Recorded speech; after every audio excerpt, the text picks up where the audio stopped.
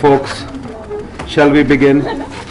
Let me try and first begin by welcoming Let me begin by welcoming Mr. Adrian Chadwick. Mr. Chadwick is the Regional Director for British Council. British Council has been a major partner in Pakistan for all of us. Mr. Chadwick, those of us who grew up in the 60s, 70s, 80s here, in fact I think all the way up to the 90s, have very fond memories of the British Council. The younger people probably don't know you as well, but we grew up in what is known as British Council libraries. Absolutely right.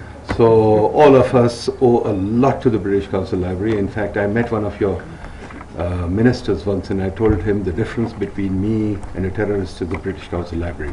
So if I didn't have that, I would have probably been a terrorist.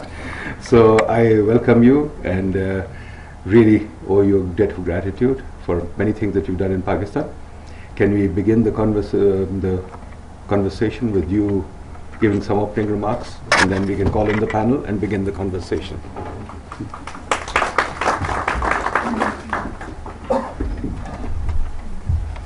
Thank you very much, Dr. Nadeem. Good morning, everyone. There are many pleasures to doing the job I do. There are many times when you feel there's no better job than the job I do, and it's when you come to a place where there is affection, mutual affection, a history of working together, of collaboration, of partnership, then that's one of those times. And when I visit Pakistan, when I'm here in the University of Quaid-e, Azam University, when I'm with the Pakistan Institute of Development Economics, and when I'm talking to people we've known for decades and worked with for decades to improve education, opportunity for young people, it's a privilege for me to do that. So thank you, Dr. Nadeem, for hosting today's workshop. Thank you, ladies and gentlemen, for being here and for the research we do. The British Council has we still have libraries, by the way. The libraries are alive and well in Pakistan, and they're the leading libraries we have in the region.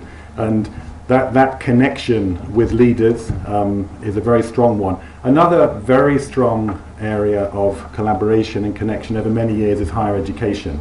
And in Pakistan, in particular, our collaboration with the university sector, with institutes such as PIDE, and with the Higher Education Commission is exemplary.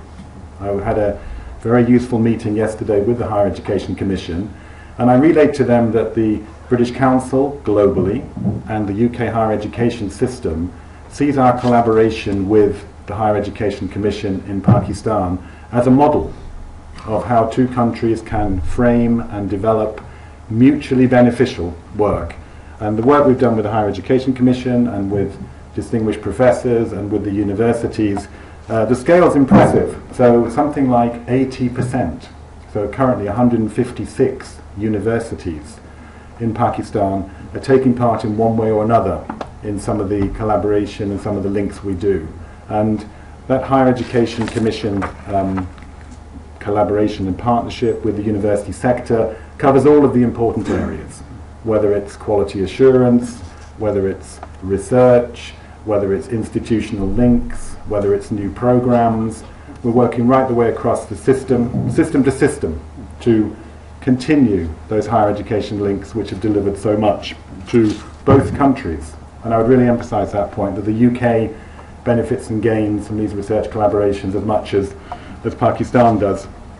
And I think just by closing, all countries today are looking to understand and to respond to some of the global challenges, whether that's the global challenge of employability, giving your young men and women the skills to themselves make a contribution to their society and the development of their community and their country, whether it's to respond to external changes, artificial intelligence, machine learning, robotics, changes in the labour markets, whether it's to respond to some of the global challenges around renewable energy and climate and water.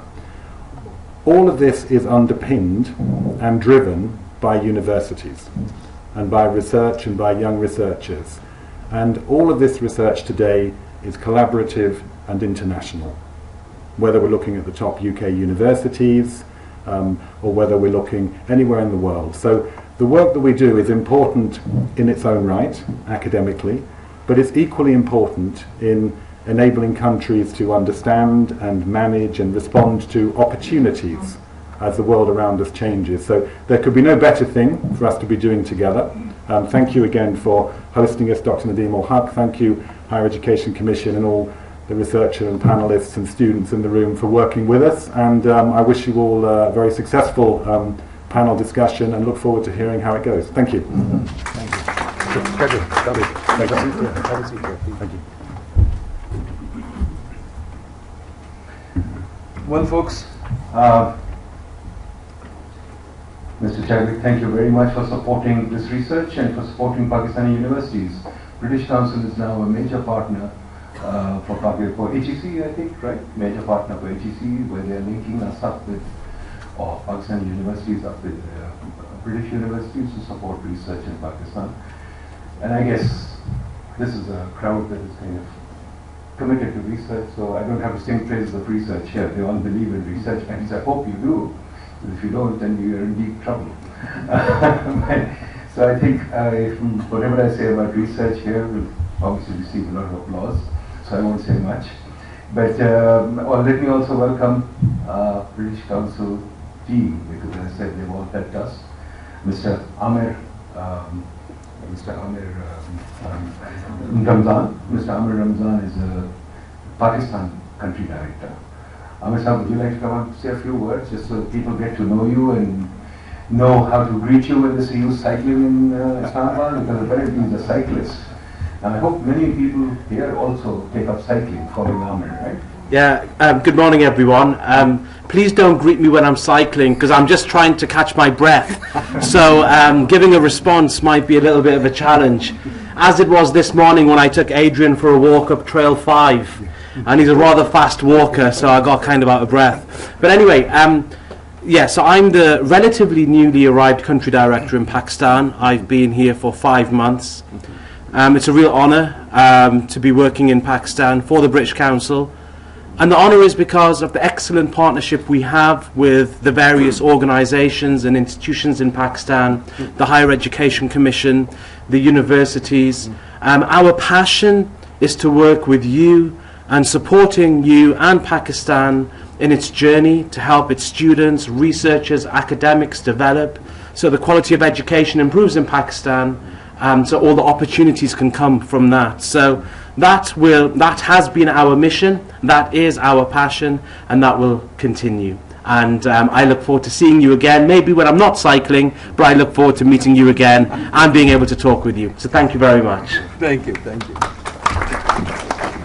And from British Council, I would also request Nishat Riaz, who is the champion for education in Pakistan, and she's done a lot, and she helped us get into this. So I think, Nishat, we would like some words from you.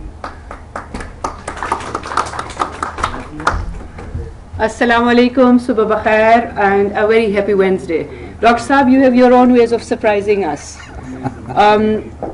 This is a lovely surprise, but it's full of brightness, it's full of energy, it's full of content, and it's full of wisdom which is filled in this room because we have the intellectual power of the best of Pakistan here.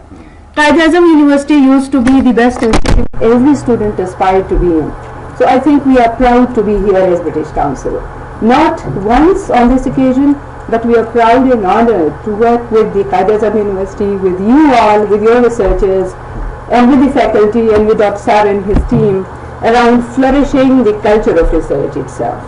The country that we live in is one of the populous countries in the world, 5th or 6th populous country in the world, and it has a lot of geographic power because of its strategic location that it is.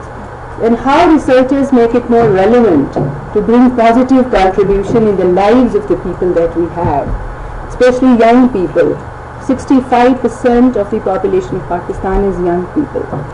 And the research that is developed, the research that is designed, The research that is conceived and the research that is applicable in this landscape is of huge importance and relevance. And we are proud and honored to build the capacity of the researchers. We have worked with Azam University, and Sarah will correct me if I'm wrong. We work with 900 researchers from within this university to help improve the culture of research on the application of research. So again, proud and honored to be in this institution. It's always great with the warmth we get, the trusted relationship that we get, and as Amir said, British Council is really proud and honored to have partners like you. And thank you for making us partners in this journey. We are really humbled, we are honored, and we look forward to continuing this relationship throughout our generations. 72 years have been the part of the relationship that we are in Pakistan as British Council. We look forward to many decades of relationship through the strength of the people like yourselves and through the strength of the people like leaders like Dr. Sahib and the rector and the deans that you have. So again, thank you so very much. We look forward to working with you. Research ko zinda rakhna hai, and one slogan that we always have, we have to move from impact factor to impact. Let's bring positive impact in the lives of the people that we work for. Thank you. And of course our partner locally, Sarah Pervez. She has made this event possible. She has made everything possible. Always be there like a rock. So Sarah, please.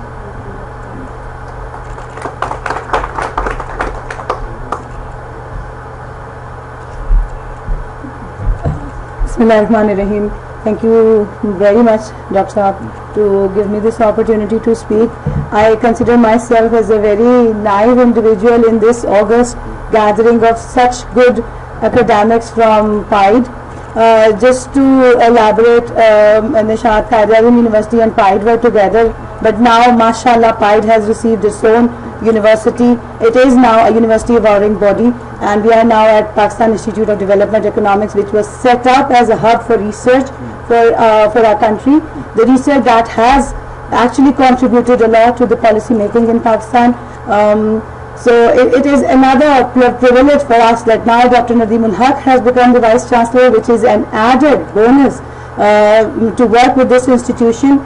And I think that the time that I've invested in the higher education sector in order to make improvements in the research culture of Pakistan, there are lots of things that have been covered in this research publication that you all will have a copy of today, which is a little more, sort of a criticism, but I still do have all the hopes that all the people who are very ambitious and are keen to improve the systems in this country will definitely work together with us to improve all these problems that we have seen in the research system. And inshallah, very soon we will become a country which is driving policy through the higher education research going on in our universities. And the role of British Council will be really to connect you with the best researchers of not only UK but with other countries, to connect you with the right people from the UK policymakers to the UK research community, to the international research community. And just recently we received a request from the Speaker of National Assembly that they are looking for research experts to help their standing committees on education to drive that policy and help them with research and evidence so that they can back their policies through those research and evidences. So I think this is now time when people are ready to have that sort of research from our university sector. Now it's our responsibility, the responsibility of the university research community, the academic community, to put in all the efforts to make that research as not impact factor one, as Nishat said, but the impact research. So I think that's all I would like to say at this stage, and then we will be having a further discussion in the panel, so look forward to be part of that discussion. Thank you very much. Thank you very much, Sarah, and once again, thank you, British Council, and thank you, Mr. Chadwick, for being here. I hope you will be with us more often from Delhi, because I think Islamabad is much too hot. Especially trail side. You can't get it in Delhi, yes? So not the excitement of Delhi. Yeah, I don't think we want that excitement, right? Okay. Anyway, so let's begin with the program. Let me welcome Mr. Zain Mr. Zain Abdin is the Director General of the Director General of Research and Development in the HEC.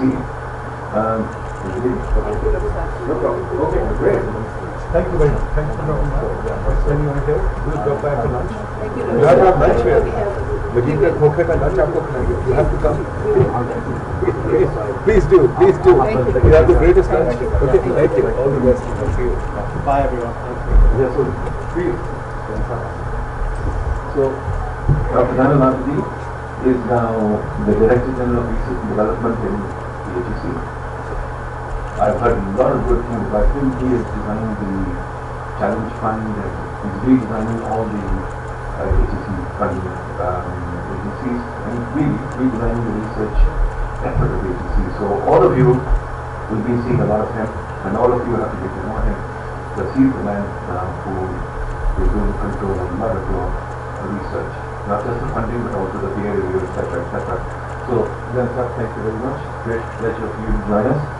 We'll also be joined by Idris, Professor Idris, who is the Dean of Air University, Idris.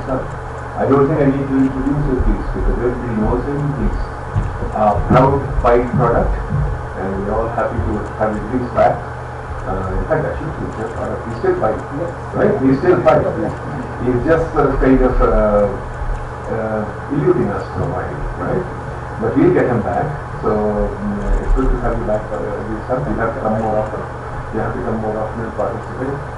And next is Dr. Zain, another friend of PIDE product, and in a neighboring university called Faculty University. Is that right?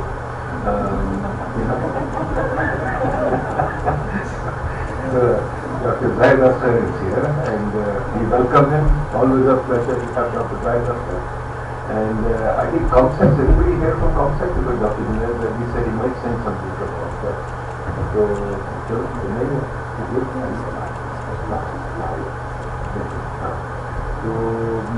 Chaliye Sarah, you will moderate the discussion, sir? Good, go ahead. Thank you so much, Doctor, for giving me this opportunity. To start with, I think what I want to share with this group of people sitting in the room today, you're all very senior academics and faculty members. I think that there are less students today because the semester is currently off. So what we did recently, the British Council Pakistan has been working with the Higher Education Commission for more than 15 years since the establishment of Higher Education Commission. And since its establishment, the research has been one of the biggest priorities of HEC, and this is where British Council has also contributed. So altogether, we have developed 180 linkages between UK and Pakistani universities under different funding streams. Some of them were funded directly by HEC and the British Council. Some of them were funded only by HEC, and we manage them. So the whole idea was at that point of time to improve the culture of research, and most of those research partnerships were on the basis of developing a strategic institutional link where the two academics or a team of academics from UK and Pakistan can work together towards one objective, and can also in the meanwhile, in the process of doing that research, can build the capacity of their research students, their faculty members. There were lots of research publications that came out of those research grants. There were lots of exchange programs that took place. Thousands of students have traveled and faculty members have traveled from Pakistan to UK and vice versa. So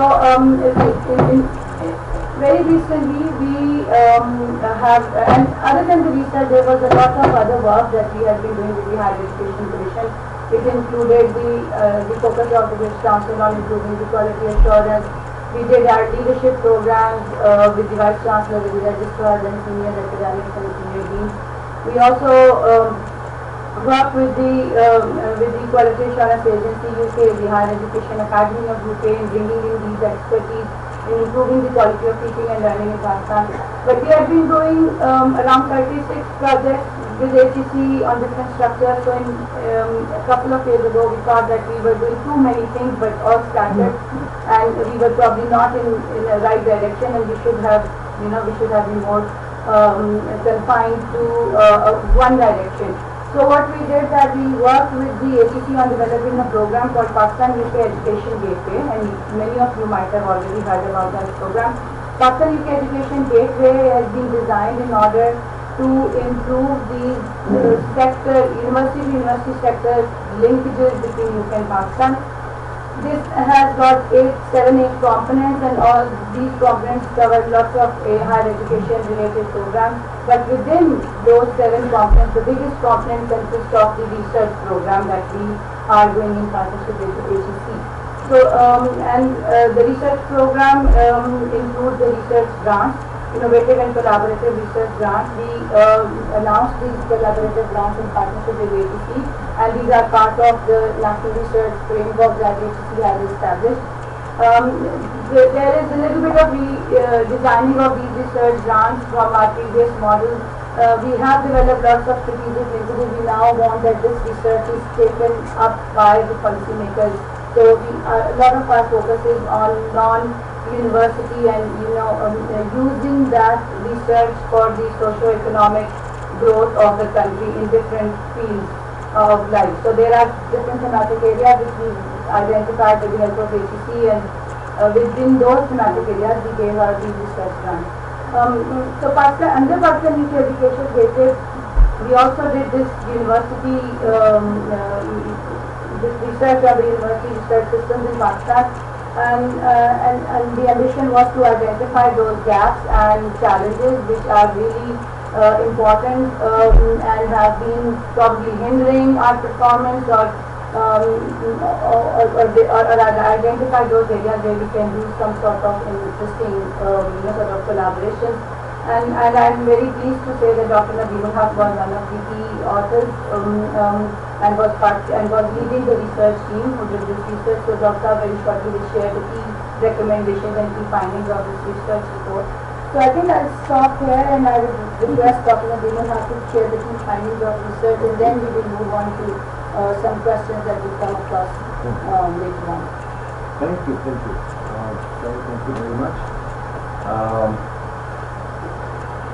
Folks, you heard me all talk about research, and all of you will discuss it all day. So this is a very good chance to reflect on research, and we've got young Nadeem up here and 2 major professors, so it's very much participating in this discussion hall. The research that I did was with Mahmood. Mahmood is now a teacher course here with me. So he's a very good guy, entrepreneur, class researcher, etc. So we went through a large number of people. We do this, we have to talk to them. So we went to a large number of universities, we talked to them people, we did online surveys, etc. I won't go into details of that. The point was to get an idea, it's a passion for us, but what is the research system about some how does research add up, what does research do? And many of you share this passion. So, we joined subject here. The report was never meant to be printed, and it's not. But it's an assessment. It's an assessment. It's a shared assessment. People are the only two, and friends are, mashallah, intended too, so it's awesome. And I was very referring to it. The key points I want to make, and leave the rest for the time of discussion, is that yes, the glass is half full, not half empty. There is research in the system. That's very good. If you see a succeeding in creating research, yes, there are publications coming out. But as I think Michelle said, we need to move from impact factor to impact. I think it's a very good way to put it. Perhaps by part of it, we should have put it in front. We have to move from impact factor to impact. Very good statement. The problem is that people are focusing on publications as an event, not publications as a part of a research conversation, and not publications for impact. So for example, I was telling Zain I went to UAP and I asked them, hey, there's a metro in front of you, I've done any research on the metro parking in the front wall, but there's no research on the metro. So that's a huge problem. But let me come to the fundamental problem. The fundamental problem is that the university system is too centralized. It has to be decentralized. The second problem is, the problem, also try to think about it, news is always a problem. Good news is never good. So that's why we're focusing on problems, we're not focusing on good news. The good news is, yes, there are 200 universities in Pakistan. Yes, there are publications. Yes, there are impact journalists. The The problem is that in the universities there are no professors. As far as I could see at that time in the survey system, there were 7% professors. And the HEC has a focus on PhD. Right now we've got a large number of PhDs still here. But the PhD, to my mind, is only a beginning. As I was telling you, Zain, when I got my PhD, I was shown to the basement, and I was given an office of 2 people saying office. So that's PhD is the beginning, PhD is not an end. In Pakistan it's become an end. So that's a big problem. And we are focusing on sending out people to PhDs, that sort of thing. Journal publications have gone up dramatically. In fact, the curve is U-shaped in the context, so it's very good. It's happening. But there's too little money for research. I mean, money for research, HEC has too little money. HEC is like, I think 55 to 7 million. How much do you have now? I think okay, fair. So HEC has too little money, and the rest of the government has zero money. I mean, HEC, the planning commission, the rest of the government has no money for research. In fact, I spoke to some secretaries and people, and they said, no, we can't pay you in terms of 100,000 rupees. How do you fund research? That's a big problem. The only funding that comes is from donors. And donors have a large amount of funding, but donors prefer their own funds. They don't prefer us. In HEC funding, there's another problem. Social science doesn't count. Social science is only 3% of HEC funding. Right now, in the Challenge Fund, for example, we counted with how many NRPU projects you get. You don't get any because there's no funding for it. So these are miscellaneous. But it doesn't matter. That's the type of thing. But HEC has very little funding because HEC traditionally had a bias against social science. I mean, it's historical. That's fine. But we compared R&D across countries. In China, it's 6% GDP R&D. Pakistan is less than 2% GDP R&D. China built up R&D. That's an important thing. Most countries, now this is R&D-driven society, most countries has to have R&D. But unfortunately, we don't. HEC is also trying to jump the gun by putting too much pressure on commercialization. Commercialization follows what you have research. If you are trying to leapfrog to commercialization, that doesn't happen. In any case, so that's a huge problem. Now, there's also on the other side, let's also look at it. This is the supply of research. Demand for research is almost non-existent. The government certainly demands no research. Industry also demands very little research because our industry is not research driven, it is SRO driven. So given that, industry also demands very little research. So there is only one demand, and that's from donors, and donors have a very restricted demand because they've got districts and builders. So in the larger research agenda, for example, local government is very little research for that. Public policy is hardly any research funding for that at all. And we try and fund science, but science research funding because there's no industry doesn't really go anywhere. So it's a big problem. We keep thinking that our industry should be merged into universities, but somehow it's not happening. Second thing is that in the research system, people have learned to be in the impact factor system. I mean, there are people who are publishing 900 journal articles here, some are publishing 300, some are this. So the reason you don't get it from impact factor to impact because impact factor also is kind of now, like all human systems, human beings learn how to be in a system. So we learn how to be in a system, so it doesn't mean much. And then the problem is that if you really, for us in public policy, for example, if I find if I do very good, like this thing for example, if I do very good research in Pakistan, it's not very important to me. They don't value the research at all. They value research on their own system or some fundamental theoretical research which we are incapable of doing, which we can't do because we don't have the similar background. So I think that's a big problem we have to think about it. And then the last thing that I would say is very important is this country thing that I said. When we looked at our research agenda, we found there were many missing things that confront us but not the rest of the world. For example, energy. And hardly any place of energy in the system. When you so many universities asking about energy, papers that they told me, yes, we have something like an energy center for excellence too. But those are all things that don't matter to us. I mean, hey, nobody knows what's happening in Pakistan. There is energy work that may have to be water, law and justice, management and governance, public sector, but all these issues are missing. These are our local problems. These are problems if we research on them, we won't get published overseas. So there's no incentive. So all these guys come to me, they don't want to work on these things. They want to pick up a data set and they want to do heavy regressions and publish them overseas. So the regression comes out with this, for example, results get published. So maybe not, for example, there was Azam published a wonderful piece on PIDE and area, and all it says is bonuses work. So I did a podcast with him and I said, hey, are you telling me all you need to do is people predict you bonuses? Did you predict increase of rate prices will cross that bonuses? Did you predict the sheriff of Nadeem would also on a bonus scheme? So for you to tell me bonuses without historical context, but the paper got published very well. And I have to start that the paper is 50 useless for us. What do we do with it? So there's a big issue there that we have to think about. But the other major thing that you have to think about is that these duties, the quality of attendance HSC functions drive on these functions. People get money from HSC for their functions. But when I go there, I was both parties. Very disappointed. Because, hey, the fact panels, and the absolutely conference goes nowhere, and there's no team. So you move from conference to conference, and there's a pressure to get somebody from overseas. Most of the people that get from overseas are not the best people. They're pretty poor. So the conference becomes more of a commercial. But the more important thing, there are no seminars, there are no meetings, there are no debates, there are no working papers, there are no offers, there are no, experts. So all you've got on TV is senior physiotherapy. None of faculty members get called on TV, only senior physiotherapy. Because hey, we are so disconnected from our society. So that's a big problem. So I think one thing that we learned is that we also talk to people and they tell us that they have a huge teaching commitment. They have no time for research. Right? Why do you have so much teaching commitment when you are vigorous? This has to be thought through. And most of the people are doing research only because they want to accept the not because they're solving the problem. So the key things when you talk about, the Azam also is an entrepreneur, he's got a startup, he's got a few startups, etc. He's from Sweden, he's got a lot of startups, etc. One thing that these guys, terminology that these guys use right now is that they're looking for solutions. Are you people looking for solutions? Are you looking for a publication? And I think that's the change of mindset that we need. We need solutions from our research system. We don't need just publications. So I'll end there and I'll open it up. Give it back to Sarah.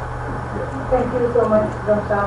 Very valuable input, and I think it will now be relevant for Zain, Dr. Zain, to shed some light on the revised HEC framework and what we want to get out of the research investment that HEC is making in this country.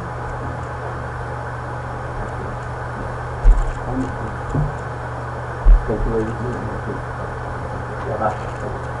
Thank you very much, Dr. So, first of all, I am really humbled to be in this August gathering.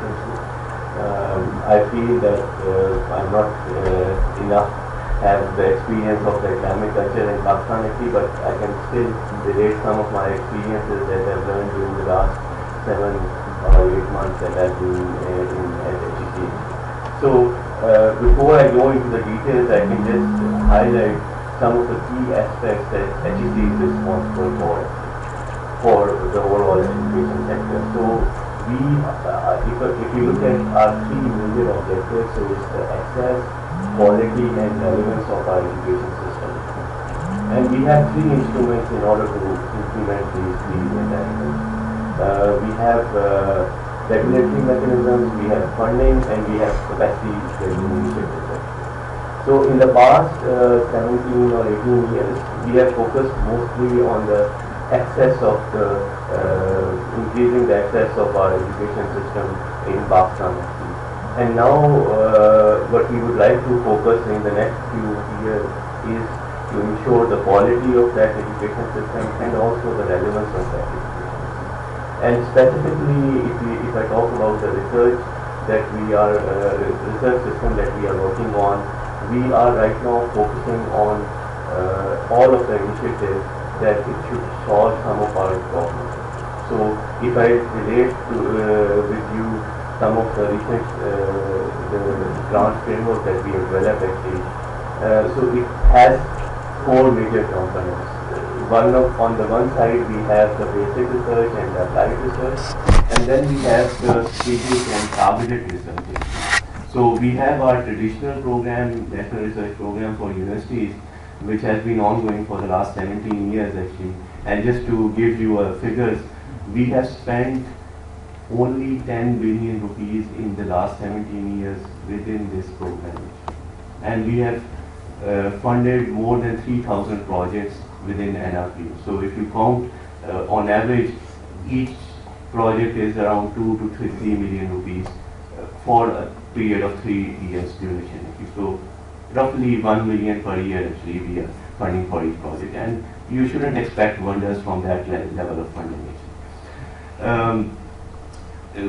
And then we have some new grant initiatives that we have got some commitment from British Council as well as some of our donors like World Bank actually that has been gracious enough to give us some loan actually, and loan to the government, but for us it's a grant actually.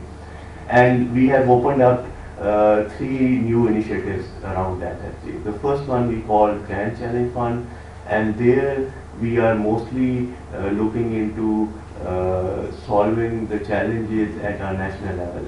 So the Grand Challenge Fund is mostly oriented towards problems related to the energy sector, related to water management, climate related challenges, innovative governance and reforms, our IT related initiatives actually. So all of these things we have actually put it as a major theme that we would like our researchers to work on actually, and to present solutions to those problems. And if you see all basic thread that is running in all of our research grant programs, we are promoting multi-dimensional research actually, multi-sectoral research you can say actually. We are promoting collaborative research, so we would like that in most of our these bigger opportunities, we want that our academics should collaborate with each other at the national level and also at international level. So we have some programs, bilateral programs, where it is mandatory to have international partner from the corresponding country actually. But in all of our other programs, we are also encouraging our researchers to collaborate, to seek collaboration from international partners, and then you can even build some level of funding for that as well. We are also encouraging our researchers to think about these challenges in terms of what kind of impact it will produce on our society in terms of our socio-economical level. So the GCF fund is more looking towards our national level challenges. Then we have a couple of other programs. The next one we have called Local Challenge Fund, and there we are targeting problems that each of our district is facing actually, and specifically linked to the Sustainable Development Goals of the UN actually. So, but we want like our academics situated within those districts actually, that they should first identify those problems by taking the district level government on board, and then present us solutions to those problems, and we will be able to fund that. And again, we are open for collaborations from private sector, from civil society, and other public sector organizations as well. The third program that we are going to launch is actually linked to promoting industry academia linkages, and that we mean that it's called Technology Transfer Support Fund. So it's not intended for idea conception actually, rather it is focused on the technology readiness level between 5 to 8, where you already have an idea conceived in your research group, and now you would like to transfer that to the industry actually. So we would like to fund that part of a research initiative actually. And in order to ensure that the industry really has a commitment and really is backing that idea, we would like to have matching funding from the industry, which could be either in cash or in kind. So it's not mandatory that the industry will put money into it, but we would like to see a commitment from the industry that they are really backing that idea. So whatever funding we are going to provide to the academic sector, we would like the industry to have the same level of matching funding.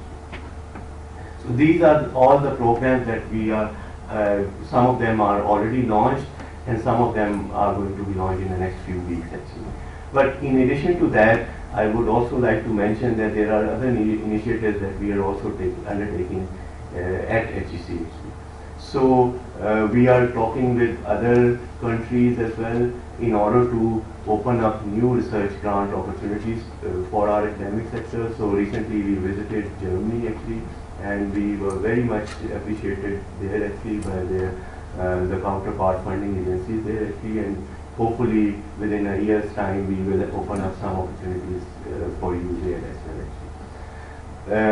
We are also thinking about building some kind of triangular relationship actually, so that it's not only that our researchers are only working on problems related to our own area actually, to our own country, but they can also use some of their experiences to solve some of the problems in our neighboring countries, maybe Afghanistan, maybe Bangladesh, maybe some other African countries as well.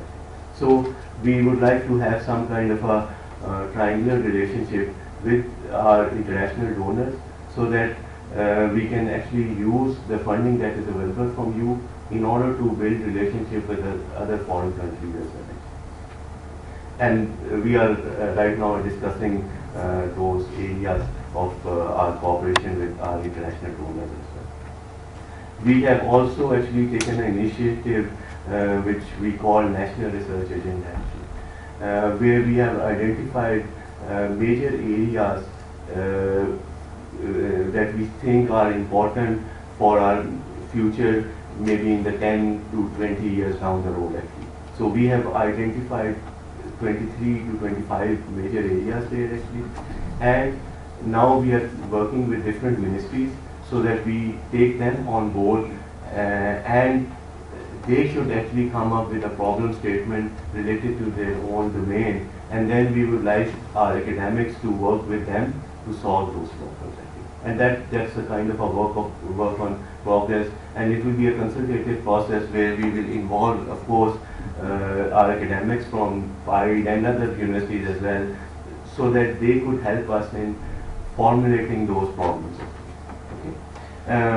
And then in addition to that, we are also undertaking initiatives where we are involving the experts actually.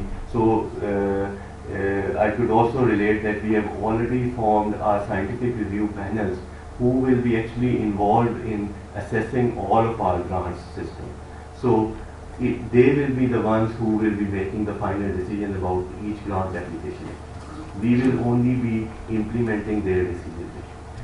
And they will also be helping us in our future policy making as well actually, and in also identifying these major research teams for our future grants and also our ongoing grants as well actually. So we will have all of our scientific input actually coming from these scientific research panels, and we have identified 8 broader domains of knowledge actually, which covers almost all the landscape of and just to relate with also social sciences and economics, arts and humanities, management sciences, they are the 3 major domains there. So they are well represented there. And we would like our researchers to actually not only work in their own discipline, but to talk to the relevant person across the disciplines as well, and to present us a holistic solution in their research applications. Thank you so much, Dr. Zain. I think I don't need the mic, but just because the discussion is being very valuable points, and I come back to you with a few questions that I have here. But I think before that, I'd like to get some views from Dr. Idris Khwaja, who is from Air University, currently working.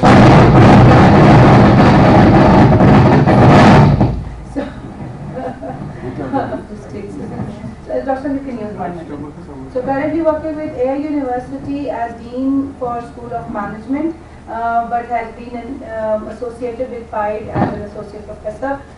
So Dr. your point of view from the academic side to the research systems in our country. Yes. Thank you, Dr. Nadeem, for inviting me to my alma mater and my place of employment, and it's good to see so many familiar faces after a long time. Now, coming to the book, I cannot help but agree with most of the points raised in the book. The main problem that began over the last decade or so is that the incentive system for promotions has created sort of a havoc with research. And people, as you have pointed out in the book, that people are gaming the system because of the number game. But perhaps to an extent this is related to the number game, but to an extent this is also related with the way the institutions are using this criteria. Actually, what is basically an eligibility criteria for promotions is being treated as the maximum criteria. Whether it is 8 publications or 12 publications, basically that is the eligibility criteria, and then it is for the institutions to see other things, whether or not the candidate is fulfilling those things. So if we have to move from impact factor to impact, then it is for the institutions to see whether the research is making an impact and what kind of research. And it could be through peer reviews and it could be through selection boards, etc. Of course, there would be some subjectivity in the process, but then we have to live with it if we have to create an impact for research. The next is that, as Dr. Haq has mentioned in the report, there has to be a debate around the tertiary education itself. Research is basically generated in universities, and it is the PhD scholars and the professors who generate research. So what is the mechanism for the PhDs here in Pakistan? In West, PhD education is mostly funded. The university might be getting money, but the student is often funded by one or the other agency. Here, the student is himself paying for his PhD in most of the cases. So, if he is doing a full-time PhD, then you won't see him after the coursework. He would just vanish and he would be on the job. So, he is not a full-time researcher, then you can expect what quality of research he would be producing. And the number of universities are doing part-time PhD. Number of universities are running PhD programs in the evening. And that would be rare around the world. It would be only in Pakistan when PhD program is part-time PhD. So then you cannot expect quality research from this. So if we want quality research, then we have to look at whether we can or we cannot fund the PhD programs of the PhD students. Next, coming to demand for research. As far as demand for research from the industry is concerned, it has to be related with the stage of development. If we are establishing sugar mills and flour mills, then sugar mills and flour mills would not perhaps need as much research as a high-tech industry would need.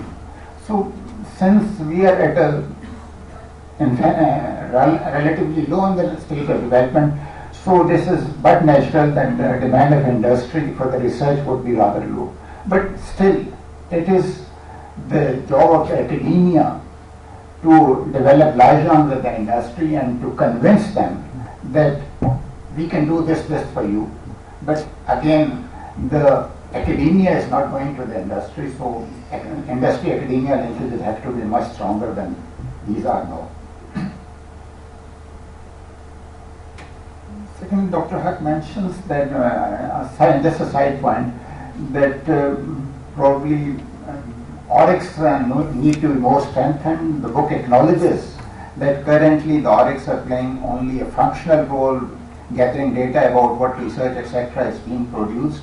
And the suggestion is that the ORIC and the QEC may be merged. I think this would be a bit optimistic to expect that ORICs and QEC would play the role of furthering research. ORICs, as you know, are currently functional, and QECs are sort of now into more like audit of the academic programs rather than research, so it would be very difficult to reorient the roles. Finally, one point I have to say that basically research the book talks about expenditure on research, that the expenditure on research is low. It's not just that the expenditure on research is low, expenditure on education is low and expenditure on higher education is low. But since this expenditure has to come from public funding, I am a bit confused about this, and maybe Dr. Head can illuminate us about this. If there is a trade-off between, say, putting out of school children in school and making more expenditure on research, what should be our priority? Perhaps I don't have an answer for this, but maybe Dr. Head can tell us something about this. That's all. Thank you so much, Dr. Idris, and you raised some very valuable insight. So we move on to our final speaker, last but not the least, Professor Dr. Zahid Asghar, who is Director, School of Economics from Quaid-e University, the sister university. Dr. Saab, your ideas on what the research system in Pakistan is doing to support or not support the university's research.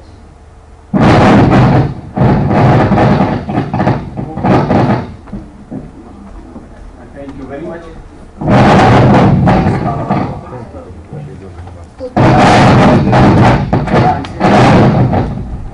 I'm sitting here on behalf of my Vice-Chancellor, but views will be my own. Okay, and I'll be very brief on a couple of points. First of all, basically we have to go for innovative thinking. Unfortunately, academia all over the world is just like this tissue paper box, and globe is this whole room.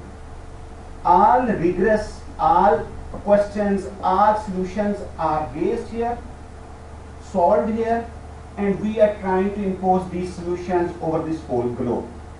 We have to come the other way around. That is missing altogether. HEC has taken the job of thinking for us, and we are bound to do that. We have to probably rethink about this as well.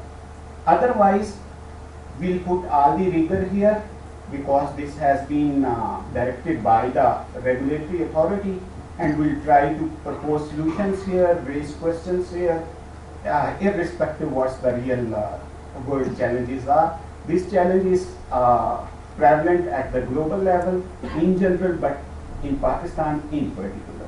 So we have to rethink, particularly with reference to social sciences. I don't know much about natural and biological sciences, but with reference to social sciences. So we have to think about this. Then universities' program design should be cluster specific.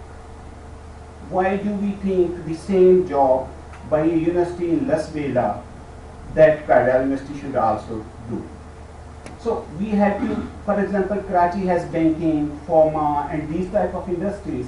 So Karachi University's program should be designed accordingly. Unfortunately, we are trying to fit one size for all. A person who is sitting here morning till evening can supervise 5 students. A person who is just MPhil can supervise 7 MPhil students at a private university. These type of things we have to rethink if we really want to promote research and big thinking. For big thinking, particularly in social sciences, we have to come out of this paper dilemma. You see, my student is not asking, sir, tell me a problem. Sir, I want to write a paper. Sir, मेरे 10 paper पूरे हो जाएं, मेरे 2 paper हो जाएं. So we are working for papers, we are not working for finding solution of a problem. So we have to think about this. Many things, ORIC, I agree with Dr. Idris. ORIC को implement कर रहा है. A grade 20%, for example, I am in charge of ORIC. I have never ever been to industry. There must be ORIC people who are hired part-time from industry, from who are practitioners. They should be hired part-time. They should develop liaison between universities and the industry. But having said all this, it's highly naive thinking to convert research immediately into commercialization. If we go back, it's a long story. First industrial revolution, second industrial revolution, third worldwide worldwide web industrial revolution, 70s, 80s. Basically, it took decades before they got their real benefits. But we want that today we have, Education Secretary was asking in a meeting last week, so you have papers last year, what was their technological impact? So that will not take place immediately, or it need to be revised, otherwise it will be just be BPS 20 and 19 and 18 jobs, no other role they can play. Then we are in a trap of mediocrity. Yes, I impact time. Basically, research and research which matters are two different things. Unfortunately, we are mixed it. We have altogether developed a market for lemons. I have 10 papers, another guy has very top-notch, you see, 3 good papers, but since I have 10, I qualify, he or she cannot qualify. So we have to come out of this mediocrity, and for that we need, you see, star performers. I wish if PIDE, Mahmood Saab is sitting here when they were compiling this report, I had little liaison with them. Okay, I wish that if we have 4 or 5 top-notch scholars who visit PIDE for a month or 2 and they deliver their lectures to our students rather than just the way we are going. That will have more impact. So, QAU, PIDE, for example, if you are going to have program with reference to economic development, then PIDE must be preferred over other institutions. But we are dealing all with this. You see, we are using the same yardstick for all. We need joint. I mentioned that we need star performance. We need joints. Unfortunately, we don't have those joint mentors in our culture now. Particularly public sector universities. I don't comment on private sector universities. Then last, HEC when developed, and I'm thankful to my mentors, my teachers here at PIDE, or Lady Kamal, Nadeem ul-Haq, and other people. They used to challenge that policy at that time as well. This theory of linear sorting, it was assumed that as number of papers will increase, knowledge will increase. We haven't, yes, research and development go together, but what type of research and development go together? We fail to differentiate. Today, our top-notch social science scholar and a very immediately graduated PhD scholar from chemistry, right? He is far superior, he is getting all the benefits, whereas my research scholar is, you see, considered as a low-rated. How many come in Nishane, Imtiaz and all those to social sciences, right? These are the, basically, when we confuse data and metric, dandelions with flowers are confused. We have वो जड़ी बूटियां और flowers में हमें इस फर्क ही नहीं नजर आ रहा ना. We have to, इसमें HEC का है, मेरा, we are all responsible for that. We all have to play a role for that. Until and unless we go for these things, we rethink about these things, I think we have to face the same, you see, fate, and particularly 21st century's challenges are far complex than 1980s, 1970s. And for that, we really need very trained human capital. We need high quality graduates. At the same time, we need research. High quality graduates will produce good research. But unfortunately, current metrics ask me to produce research, but not high quality graduates. So this shift in focus basically has you see many serious repercussions for the whole research system, and probably I'm not taking much time.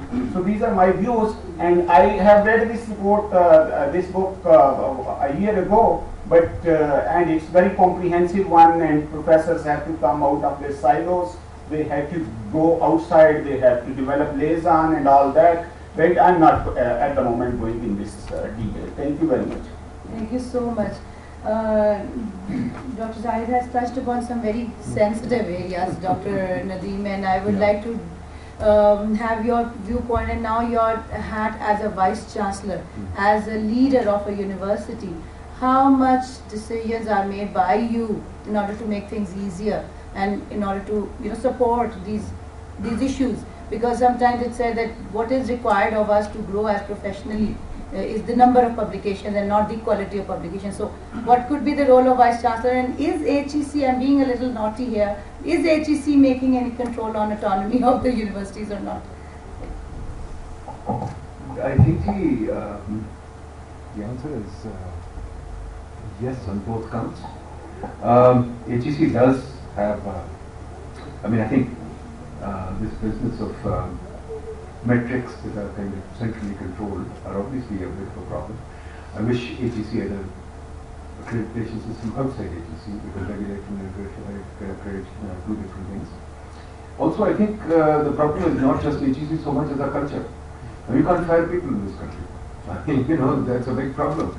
I mean, everywhere people now seem to have a sense of security. I'm here for a lifetime, period. I got a government job, I'm here for a lifetime. So that's a big problem. We have to get people to understand the sense of risk. Hey, you don't perform, you're out, period. Nobody cares.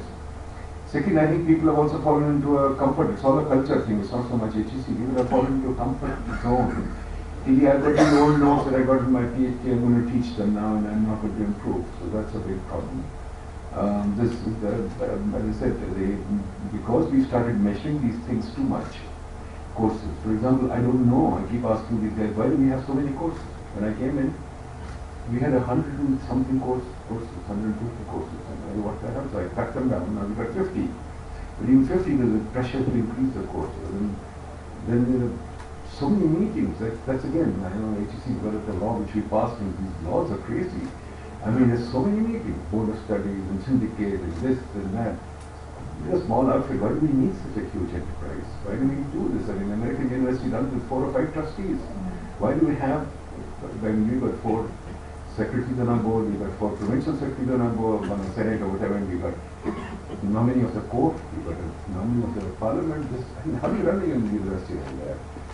So it's bizarre. Out there they just have trustees and that's it, and the system runs. So there are all kinds of problems here, but this is not so much HEC. Some HEC, yes. I mean, it's model law that you have to university should go. Period now. University needs a charter, they don't need a law. They need a charter. But if you write so many things in the law, then you hamstring the university, so you don't want to do that. So there are tons of difficulties. Many of them cultural, many of them HEC. But I think we really need to think innovatively. I mean, everybody talks about solutions for a startup. Everybody talks about creative destruction. But in this system, we have no creative destruction. So if you don't have any creative destruction, you're lost. Thank you. Thank you so much, Dr. Nadeem. One question which I noted from the comments that Dr. Idris made was mainly about the need for moving into commercialization and how much of the research needs to be commercialized and who decides what do we research about. And Dr. Saab also mentioned that it's only in Pakistan where, the university research is not funded. So PhD scholars have to pay for their own fee. But I mean, as much as I understand, I think English universities, I'm not talking about the other parts, Scottish universities do cover for the fee, but English universities do charge fee from the PhD scholars, so they do pay for themselves to do a PhD. However, when they are working on a research proposal, this research proposal needs to be aligned with the university's research priorities. So could you, Dr. Zain, shed some light on other international, ways in which the research, who sets the research agenda for our universities? How would we do that? What will be the best way to go about it? So before I go into answering this specific question, actually, I can just relate some of my own experiences. So when I joined actually HEC, whatever thing,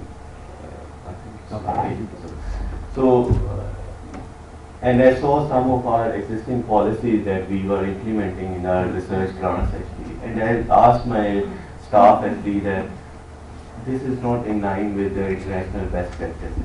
And they said that, yeah, this is what you have. If you really want to change, you have to revise the policy, you have to go to the commission and get it approved. And that's a long cycle, so either you implement it as it is or you... so what I did was that I actually started revising our policies. And I can fairly tell you right now that all of our new research grant initiatives, they are based on practices that are actually in line with the international best practices. So for instance, in all of our research grants, you can actually build your PhD students stipend, and we have raised the stipend level from 25,000 to a window between 40 to 60,000. Okay. So that means that now your PhD student will have the right incentive to do full-time research. They will not be working on as part-time, because I don't believe that anybody can do research while they are working full-time as a teacher. So it's not possible. So that's what we have built in all of our research grants. And we have also actually got approval from the Commission to build another program which we call University-led Research Program. And that program, we are right now developing the SOPs for that. It will be rolled out to all the public sector universities, where the universities will have to generate funds. Actually, they already get these funding from the university, from the HEC. They will use those funds in order to support their own research initiatives. And when I say research initiatives, so that includes the research funding for the graduate students. So these things are already being implemented, and of course you will see the results of these. Now going back to your question about the commercialization aspect. So when we talk about commercialization, it does not have to be that you are producing a commercial product at the end of the day. It could be a policy paper. It could be something that can benefit the rest of the society. So it does not have to be a product that you sell and you generate revenue out of it. It could be anything that can signify the importance that you're doing in relation to the surroundings where you are surviving. It could be a policy document, it could be a policy related initiative, anything around that actually. So that's what we mean by commercialization. And in that aspect actually, ORIX have a room to play in order to connect the researchers with their respective organizations where there is a need for that input. So that's, I think, where I see that ORIX needs to be played. And I can just tell you that we are also revising the policy for ORIX as well.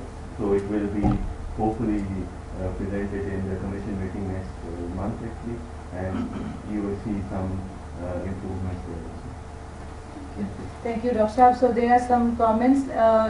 Sir, please, would you like to ask a question or make a comment? I'd like to make a few comments. Of course. If I may. First of all, let me introduce myself. I had something to do with the HEC. When the President Musharraf set up an 8-member committee, steering committee to reform higher education, the HEC grew out of that, was born out of that. But one of my recommendations there, in fact, I had two major recommendations. You cannot have a focus on research without first focusing on good teaching. Teachers are the long pole in the tent of education. And we have a problem now with 200 universities. There's teach hop syndrome. Nobody gives full time. People want to do research, as you said, impact factors, publication. We पढ़ाई तो सही करो. And by the way, this is not only confined to Pakistan. I was in Oxford last year. I gave a talk there, and this was on the expectation crisis in the modern university. And they have the same problem. When I was there as an undergraduate, only 8% people, students, were engaged in research or postgraduate work. Now it's 52%. And the students were complaining that faculty doesn't have time to teach us. They would like university industry leakages, especially in the sciences and so on. But they have a lot of other problems. So I'd like to say one thing. Already pointed out what audit, I am very, very wary about this. Commercialization and economic outcome should not be the goal of a university. This can happen. There's one other area where I tried very hard and I've been fighting for the last 15 years and nothing has happened. We made a terrible mistake separating medicine and engineering from general universities. The scientists in a university like QAU, I know that very well, this university in Islamabad, are deprived of good workshops, good design facilities. The engineers are deprived of good sciences, basic sciences. The doctors, CMS hospitals, university now, for God's sake. They don't have access to good microbiology, molecular biology, biochemistry and so on. Why? Social sciences pointed out, yes, major decline. And if we had a really proper university with universal access in terms of subjects and fields, it would civilize the scientists and engineers also, and at least the two communities, social and physical sciences, could communicate. Funding. There is one major source of fund lying untapped in Pakistan, the ICT R&D fund. And the government always tried to control it. But wherever little, and I think people have got money from there, some very interesting things have come out. You know that Pakistan's first ECG machine is ready for production, locally designed, locally software, hardware, everything. You know, then so many things are happening. But basically, the mediocrity trap we talked about, this is an issue. And one other major issue is about language. The medium of instruction is a major obstacle to good teaching and good research. And now with the internet, people can cut and paste things. They can't even read what they've written down. So there are other crises also here. But ultimately, you cannot have good universities, good outcomes, unless your basic education is sound, is reasonable. You can't have 3 or 4 different systems operating in the same country. I'll just share something with you. So 2 little things. One talked about university industry leakages. I've done 28 billion rupees of production. This is the outcome from research things I designed. Exports to Switzerland, Germany, Spain, Malaysia, Bangladesh. And it just grew because we had a good team, we had the equipment. Now equipment is another issue. You have lots of equipment in universities, no maintenance. Please believe it. I've been to 1 or 2 universities, I got down on the floor and repaired their instruments. Data ले लेते हैं, इस्तेमाल करना नहीं आता. ये हाल, जगह पे ये हाल. You got major university equipment I saw, this is the designing microchips, Quaid-e award, locked up in their mirror, ये भी बंदे नहीं आए. तुम्हें खरीदा कैसे? क्यों खरीदा आपने? ये बड़े मसाइल हैं. तो ICT R&D fund, I think it's about $400 to $500 million worth of money. Rupees. Million rupees is 4 to 5 billion rupees. At one time we charged 20 billion also. I know this because Mr. Gilani, former Prime Minister, wanted to get hold of it and use it for other activities. But that's his area to tackle. There's also Export Development Fund. Export Development So we are talking with them. Okay, let's get, I hope we get out of this low output, low productivity and low expectations. Okay. Thank you so much, Dr. Sir. Any other, there is one more comment, Dr. Sir, do you want to Yes, make? please. Yes. Let me also introduce myself. I'm a retired teacher and a researcher who decided to get out of the system because the system would not support my research. And because I wanted answers to questions that did not appeal to people who were managing things. Now, having said that, I join most of you in the complaints that you have from the system. But more than any of those things, I would like to get to a comment that Nadeem has been making. He made it twice, but he did not follow it up. And I think that that is where the problem really lies. It is the culture that we have a problem with. And sir, I would like to suggest to you that international best practices are all very well, but they do not work in our culture. We need somebody to have a proactive attitude to understanding what makes my mind work. The people who enter the education system are most of them joining us for a job. They're not joining us to teach. They're not joining us to research. And we are doing nothing to make them think that that is what they're here for. Whether you can fire them or not, we can't inspire them. I gave up my last job, which was director of the National Institute of Historical and Cultural Research, because I could not inspire my team. I had some time in my term, and I gave it up. I have been a professional retirer. I've given up 3 jobs because Only 3. yes, only 3. But that's the number of jobs I was at liberty to take in the time that I had. So, and all because I realized that I could not deliver what I was in the system for. Now, there is a lot that is wrong with the system, but whatever is wrong is more wrong with the people who are running the system and the people who are joining the system. I don't know how to inspire these young people who are listening to us. But if you people are still going to sit in these chairs, you better find a way of inspiring. Find a way of doing it. Good point. But the other day I was here for another seminar, and I abstained from talking because there also I wanted to ask about the emperor's new clothes. Who is the proactive one? Who is the person who's going to move things? We all know that there are problems with the system, but they have to be resolved. And if you want your hot seat, please find a way of doing that.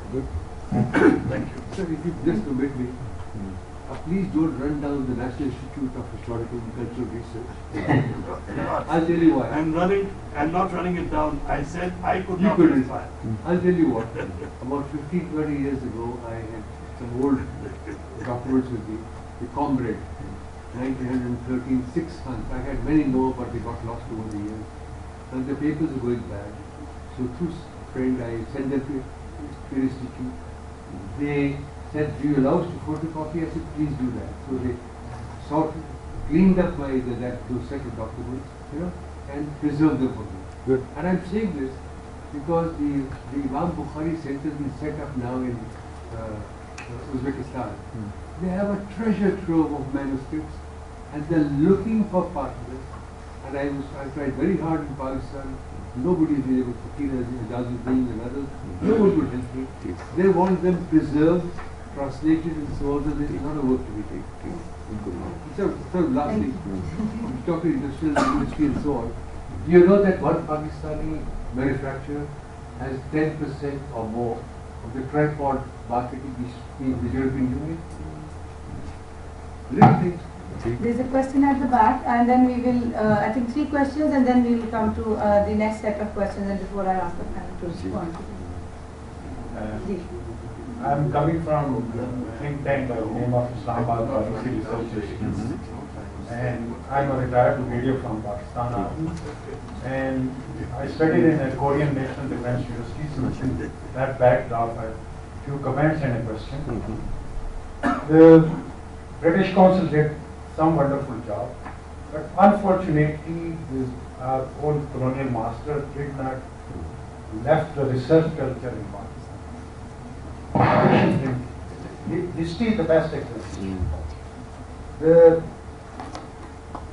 When HEC was made, I remained as Director of Finance of the University for 3 years in that background and talking. The main focus was on natural sciences. Whatever the criteria, the funding criteria, the TTS was made, that was made on the natural sciences. Pakistan now needs social scientists, good quality social scientists, and role model social scientists. The Korean Institute of Development Economics was made on the model of PIDE. Where is now PIDE and where is PIDE? Dr. Nadeem is doing a wonderful job and trying to revive the old glory of PIDE. And this is the first time I was just coming down here, where so many wonderful names were the VCs of PIDE, and PIDE has a prestige. Maybe my presumptions are wrong. I pray. 20 years back, the Islamabad College for Boys was one of the best institutions, our government institution was the best. But now they have to compete with the Beacon House, the Roots, the Punjab College. Now the public sector schools cannot match them. And the threshold difference, whatever the asymmetrical education difference is, they cannot compete as secondary education system. And the same way, after some time I worried that tertiary education is the same. So please do something, and you need to revive the TTS system for the professors. To me, the plot was that to produce more PhD. Now in the job market, the PhDs, fresh PhD, the China is producing so many Pakistani PhDs, and they are not getting the job. Same way, we have to raise the bar for our research. Private sector is ready to. There are around 100 think tanks in Pakistan. The private sector is ready to feed in, but unfortunately, the HEC. Sorry for harsh words, HEC is also working in silos. Each director, there is no centralized body who is looking on all the whole framework. Whatever our desires, whatever goals, whatever our objectives are. So please make some social scientist role models for Pakistan and inculcate research culture in Pakistan. Thank you, sir. There is one more comment from the first row. Sir, आगे mic pass कर दीजिएगा, please. Thank you so much. And then we will, because conscious of time, I request a comment from us. Ji, sir, please. Well, my name is Parvez Kahed. I had come here to listen about the culture of research. I didn't really want to ask any questions, but I was excited by the comment towards the end, because we started talking about culture of research only towards the end. Of course, Nadeem referred to it in his usual negative style, but that is our culture, okay? When HEC was being formed and the government was not in the HEC committee. I'm talking about the government, the chairman of the attending the CPWCs and others of us. You see, it was all science in the beginning, and I had to say at one point in one of the meetings that science without social science leads to fascism. And then the emphasis was on building, new universities, and so on. And it was very hard for me to convince that faculty should be the priority. And only then that faculty program started, which again degenerated into what I think he himself described as PhDization. Now, culture is a very serious matter. What is culture?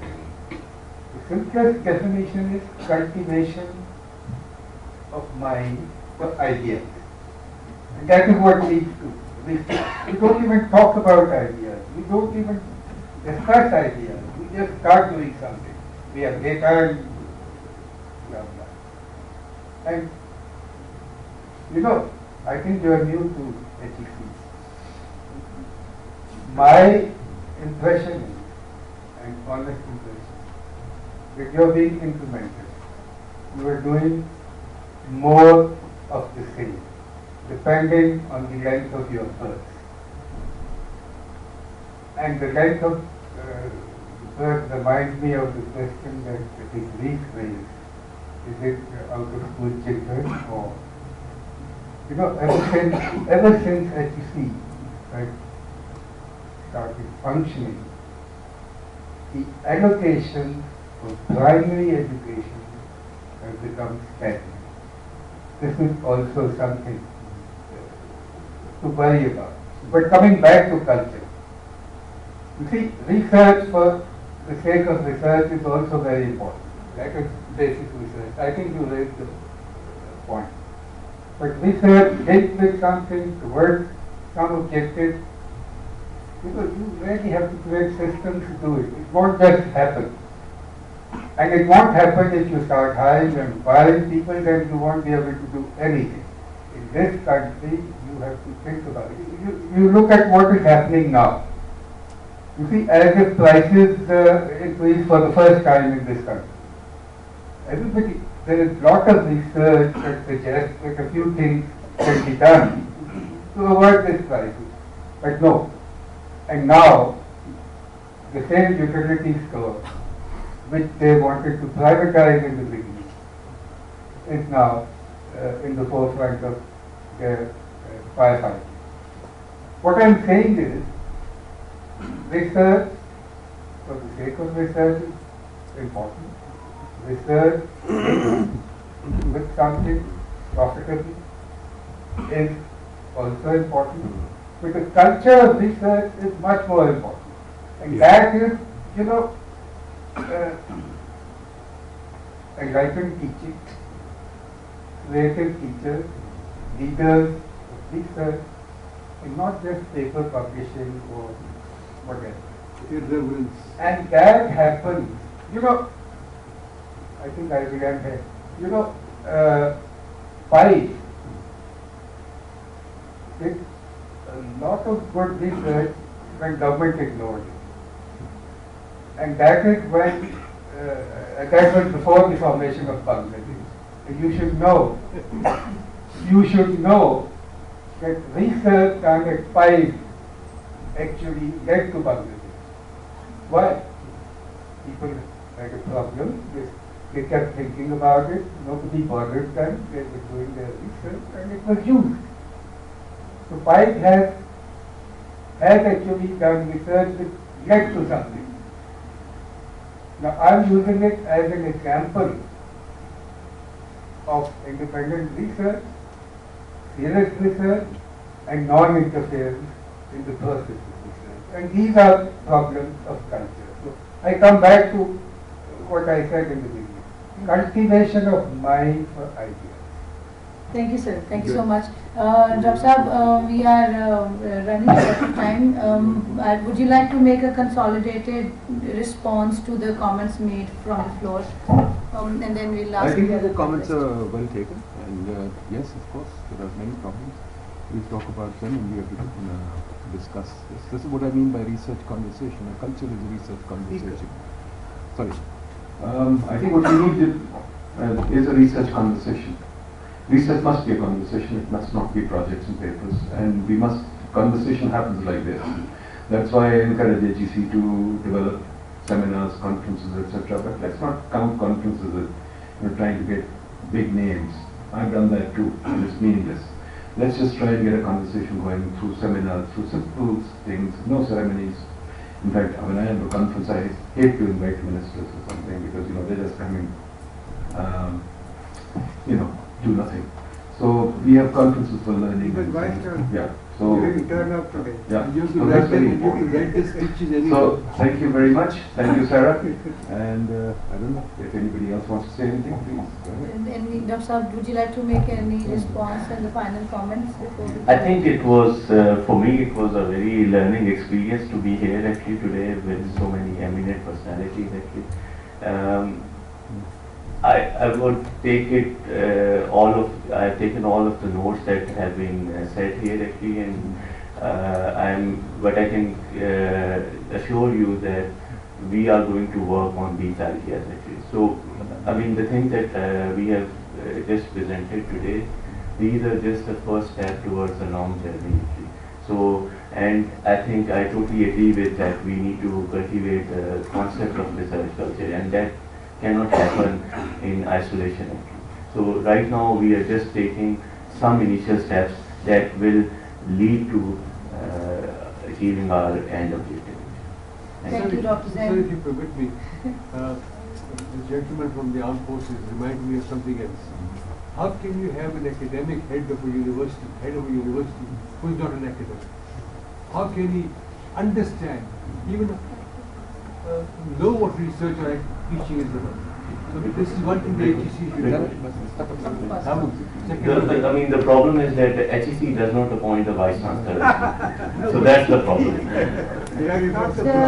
You should be going for I can see a few more hands raising from the back, but unfortunately we're really short of time, and I think this discussion is a starting point. Let me also say, we've got some tea arranged for you Yes, upstairs. so there may be a few- and it's a beautiful scenario to have a discussion. So please feel free to join us there and have a discussion. I think you can talk about a lot of things there. Before you break, can I make a quick comment? That all changes, improvement that you want to bring will not happen. You talked about mindset and the culture. That is to be done at much earlier stage, when the human development takes place at the school level. That's number one. And number two, if you don't have the change in criteria for appointment, for promotion, for civil award, for Academy of Sciences, fellowship and everything, it is always the impact factor. So you change the mind of Dr. Tara first. The idea